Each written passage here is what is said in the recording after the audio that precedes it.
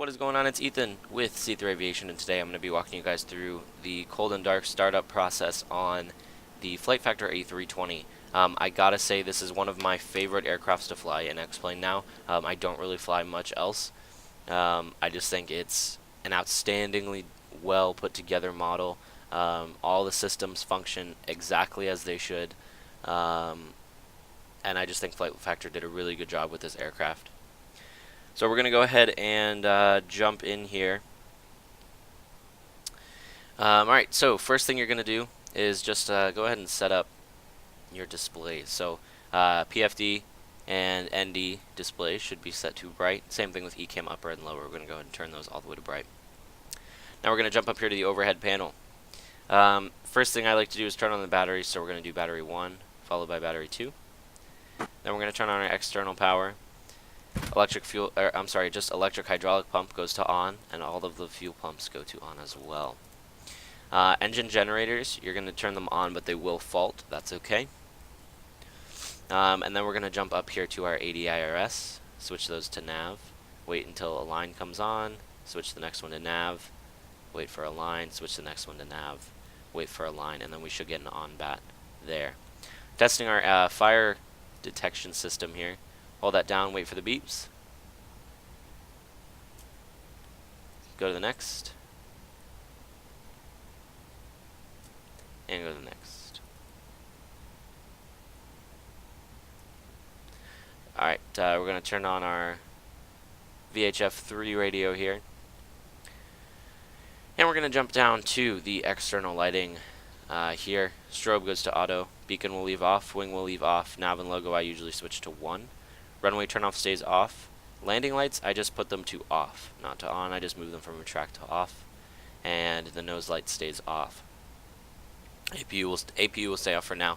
Interior lights, emergency exit lights, we're going to arm those. Seatbelt sign will go to on. And otherwise, everything is set here. Jumping down to the pedestal, we're going to disarm our ground spoilers and move our flaps to 0. Make sure engine masters are turned off and the throttle is at idle. And make sure our transponder here is on standby. And we're going to jump up here to the radios, turn both of those on, and heading up to the FMGS. Just a tick of the bright button will turn those on, and we're going to peek at the ECAMs while that's turning on. Typically you'll have a TCAS fault and some kind of flight control fault. That's fine. I usually just clear it out. It'll go back to that. Alright, so jumping back to the FMGS, we're going to head to the init page. We are at Princess Juliana, so TNCM. And we're going to be flying to Miami today, so KMIA. Putting that in the from to. Press return on L6 there. And on R3 we're going to press align IRS. While I'm waiting for the IRS to align, it looks like we got 1 minute. I'm going to jump into my iPad, which should be on the screen right about now. Jumping into the iPad, we're going to head to SimBrief, and we're going to fill everything out. I'll do a separate video on how to fill out SimBrief, how to set that up, and how to get everything rolling, but I've already done this before the video so that we don't have to sit here and wait for me to do that. But there will be a separate video coming out about how to use SimBrief, why I like to use SimBrief, and all that good stuff. So after I use SimBrief and get my OFP, I import that into FlightFactor. So I've already also marked up the flight plan here, and the dispatch release. So a couple things I just verify. Our flight number, we're JetBlue 5377. We're going from Princess Juliana to Miami International. And then I just verify that down in the, look, I guess it's like the third stanza. Just verify that information and verify date and time. A couple other things. I put a box around the route so that my eyes will kind of automatically jump there, as well as the minimum takeoff fuel. That's the number you're going to want to know. So we got 9.0 in the minimum takeoff fuel. And our route, we're also going to look at that so that we know that we're not missing anything later once we put that route in. Our top of climb is 380, flight level 380, 38,000 feet. And our total fuel on board is going to be 9.2, gives us about 0.2 for taxi out. Alrighty, so before we go any further on the FMGS, we're going to jump over here to the MCDU, put our chocks on just while we're sitting here, and turn off the parking brake. And we'll jump back to the MCDU. Go to the fuel page, call the fuel truck, call the passenger stairs, and call the cargo loaders as well. So fuel, we want, oh, we're actually pretty close. We want 9,200 kilograms of fuel. That's the 9.2 block that you saw earlier. Passengers, we got 50, that's set. And cargo, we don't have any, that's set. So we're going to go ahead and remove our baggage loaders, air stairs, and our fuel truck here. And we'll leave all this on until we are almost ready to go. Jumping over into the performance data tab, we're going to take a look at our zero fuel weight here. We got 45,400 kilograms. So we're going to jump back down to our FMGS, and we'll put that number in here in a minute. So cost index is going to be 5. Cruise level, we got flight level 380. And our flight number, we are JetBlue 5377.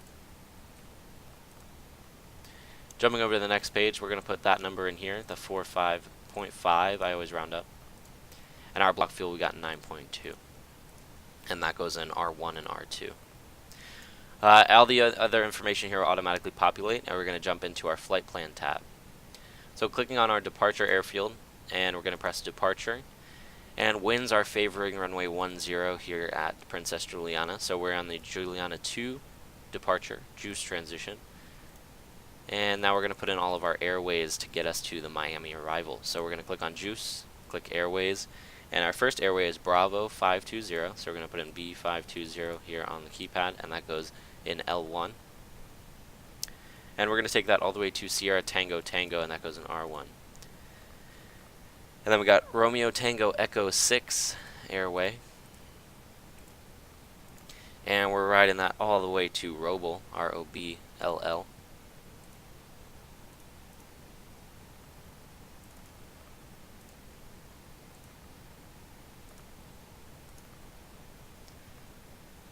Alright, then we got the Yankee 587 airway. So let's see here. Yankee 587. And we're taking that to Cozy. And that's going to start our arrival into Miami. Alright, jumping back to the flight plan. We're going to come all the way down to KMIA. Here. Winds at Miami are favoring runway 12, so we're going to do ILS 12. 2,800 meters is plenty for us. And we're on the Flipper 5 arrival. And now we're just going to come through and clear out all these discontinuities. So if I was flying on VATSIM or another air traffic control network, I would leave those manuals in there because I would have vectors. But since I am not, then I will not. Because I don't feel like vectoring myself. I'm not really that coordinated, so, you know. Alright, so we're just coming through here, making sure there's no more other discontinuities. And we're going to insert that flight plan into our active. And we're going to jump up to the performance tab. So I have a separate website that I use for calculating takeoff performance data that I will put in the description down below. So you guys will be able to use that for all your information. So takeoff speeds, V1 we got 131, rotate 131 as well, and V2 we have 134. Looks like our flex temp is 61 degrees, and flaps we got flaps 2, and no trim, so down 0.0.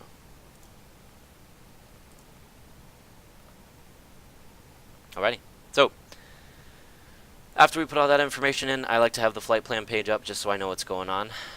This is the time when I would typically get my departure clearance. So I'd call in, get my clearance, and then I would go over here to the MCP, and I would put in our initial altitude here. And I would also set the baro. So I believe right now at Princess Juliana it is, let's look at the dispatch release here. 3009er. So we're going to jump up here, 3009er.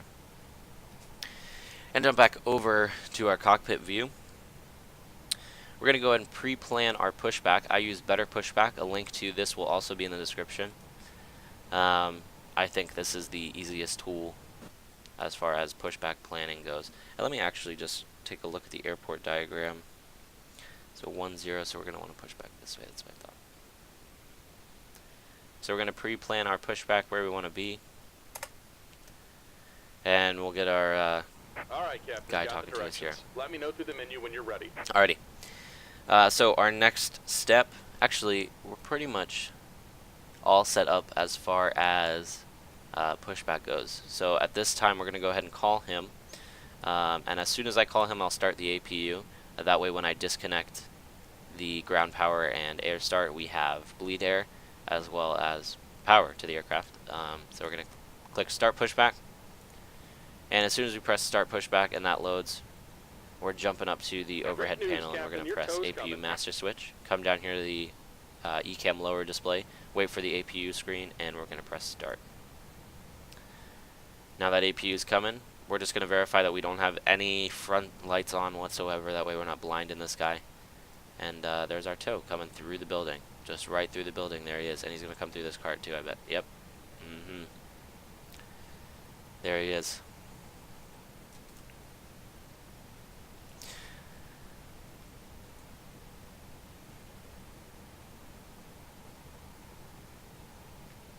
And we can just monitor down here the APU. We'll wait for it to say available, and then we'll go ahead and switch the bleed and disconnect all of our externals. All right. Looks like the doors and hatches are closed, and we're ready to connect. We're going to go ahead and disconnect external power, turn on APU bleed, jump over here to our MCDU, and we're going to disconnect ground, air starter, and we're going to make sure parking brake is on before we do this. Disable chocks, and then turn off our parking brake, and they'll start the pushback.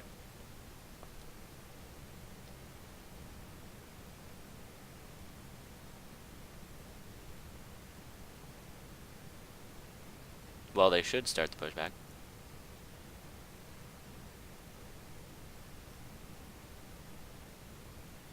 Here, let's try that again.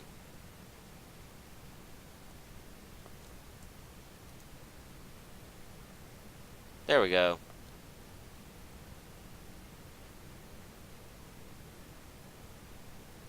So you can see if we look down here, we are definitely connected here. So he's going to give us the old pushback. Here comes the pushback. I just love watching from this view. I think it's super cool just to watch this guy. And this airport, I mean, this airport's beautiful. So I'm also using airport enhanced textures for X-Plane, which is, or it's called Airport Environment HD, I think, something like that. Airport Environment HD, maybe. To be honest, I don't really remember. But the link to that will also be in the description. It makes every airport look nice like this, so no matter where you're flying into, it looks like you have add-on scenery, which is amazing. And it's just really good for an overall flight experience. So jumping back into the cockpit here, we're going to go ahead and start up our engines, switching the engine mode selector to ignition, waiting for the ECAM upper and lower to switch to engine, and we're going to go ahead and turn on engine number 2.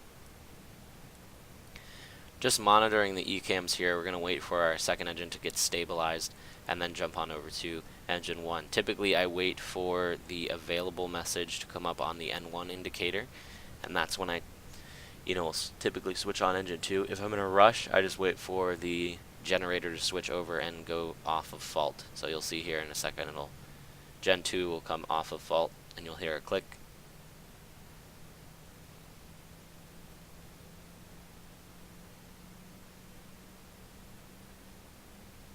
And then we'll jump down here and turn on engine number 1.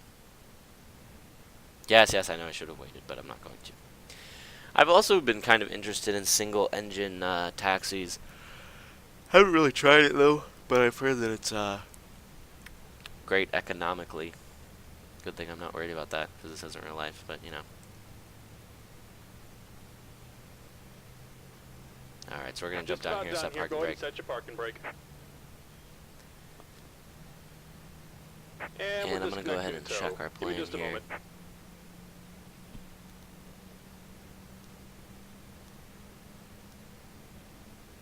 Alright.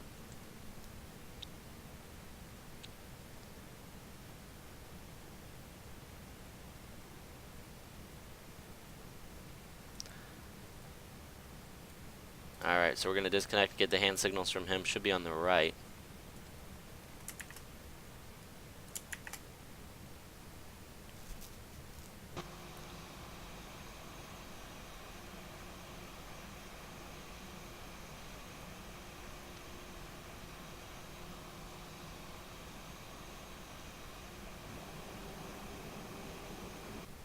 And we're disconnected. Yep. Signal So and he's pin on the gonna right. come Take off it to easy the and right have a here safe and flight. give us our hand signals.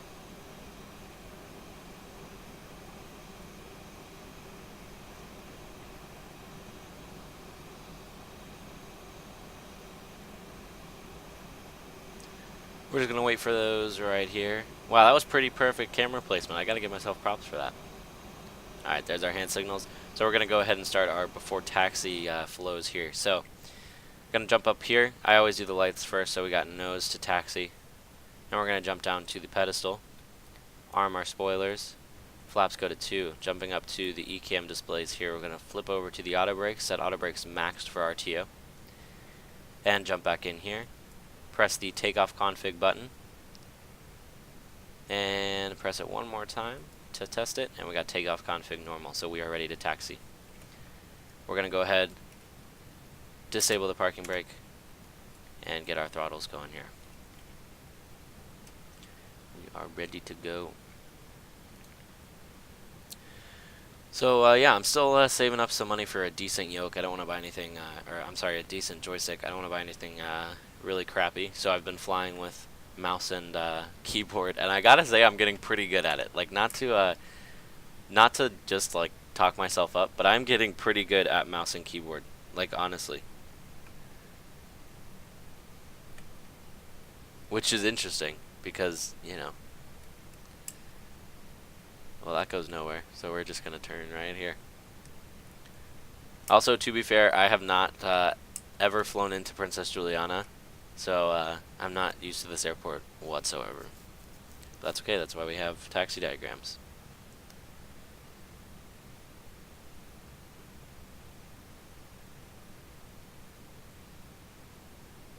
So we are going to runway 10 for departure, and that guy's just gonna cut us off. That's cool. Typically they stop. I don't know why he didn't.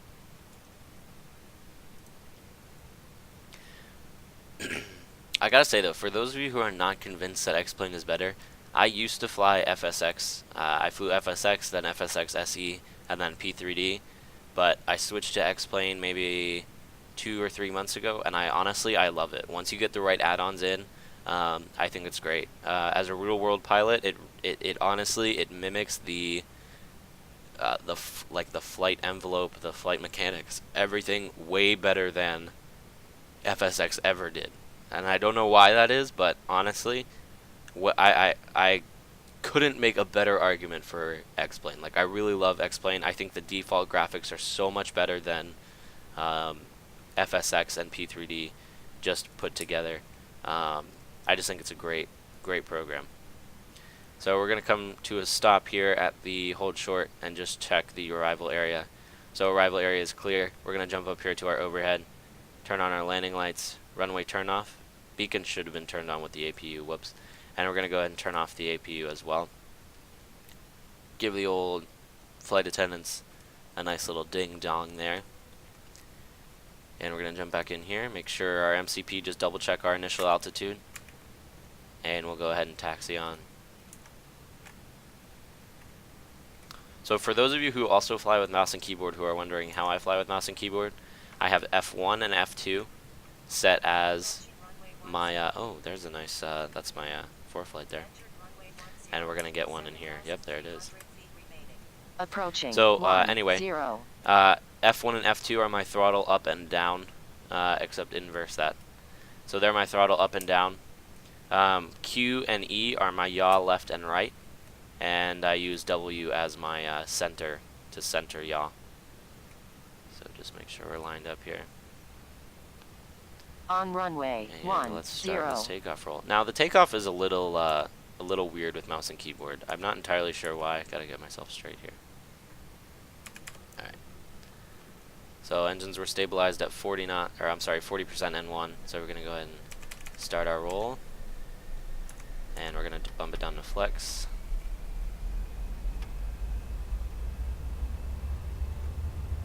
You'll see what I mean when I say that the takeoff is weird with mouse and keyboard in a second. Alright, so there's rotate. So, like, even if I hold my mouse at the right angle, it still is odd on the initial liftoff. Alright, so positive right gear up. and we're going to go ahead and flip on the autopilot. Start that initial turn. And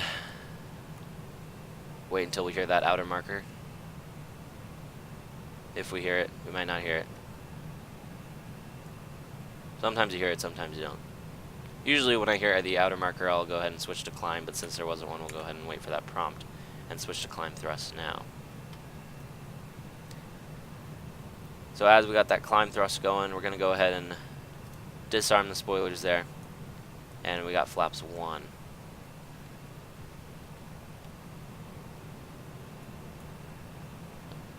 And I also forgot to turn on TCAS to TARA. Usually I do that when ATC assigns me something and when I call for taxi, but you know, that's fine.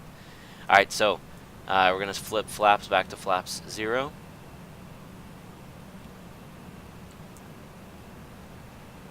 And we will wait until we get to